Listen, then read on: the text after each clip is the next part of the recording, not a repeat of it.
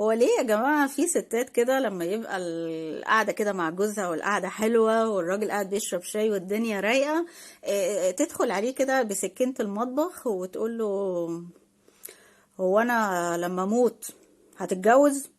بالشكل ده والله، ها هتتجوز؟ ليه يعني ليه بتعملوا كده؟ يعني إيه هدفك من هذا السؤال الرائع؟ يعني عايزة ايه؟ عايزة ايه؟ ما مستنية ايه؟ طبيعي الراجل هيرد عليكي ويقول لك: لا يا حبيبتي بعد الشر عنك، لا وانا اقدر اتجوز من بعدك. بس انا اؤكد لك ان هو هيتجوز عليك اول ما تموتي، هيتجوز. مش هيستنى كتير، يعني انت متي النهارده هيتجوز بكره، ده طبيعي. ليه انا بقول كده؟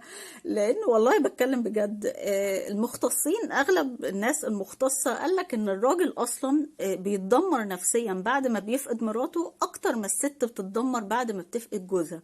بس ما ينفعش ان هو يبين ده، يعني الست لما جوزها بيموت تقعد تصوت: ويا راجلي يا سبعي يا حبيبي يا مش عارف ايه، لكن لكن الراجل ما ينفعش يعمل كده، مش هيقعد يقول: يا مراتي يا حبيبتي يا اللي سبتيني، مش هيقدر يعمل كده.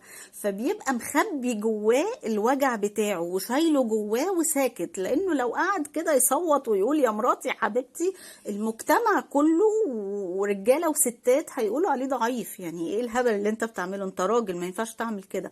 فبيبقى شايل جواه وساكت.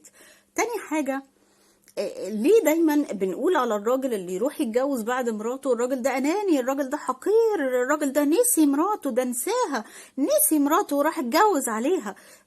مين اللي قال لحضرتك ان هو نسي مراته؟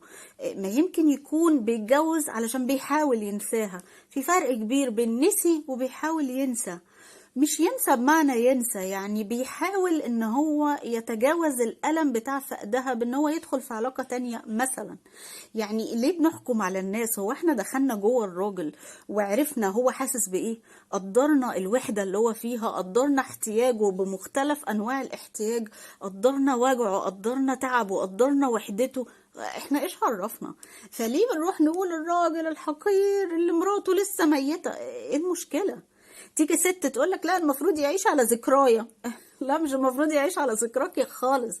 لان انت لو عايزه الراجل يعيش على ذكراكي، فانت كانك عايزه تعملي حاجتين في الراجل ده. اول حاجه ان انت كده عايزاه يعيش يصوت عليكي زي الستات: يا مراتي يا حبيبتي، ما هو عايش على ذكراكي بقى، فهيفضل كل يوم يصوت. فده هيؤدي بيه لتاني حاجه، ان هو يجيله اكتئاب وينتحر. يعني ده لو عايزاه يعيش على ذكراكي مش هيقدر، هيموت.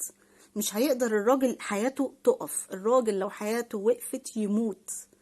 فليه بنترجم ان هو راح يتجوز انه ما كانش بيحبني، انه راح يتجوز انه راجل خاين وقليل الاصل؟ ليه يا جماعة؟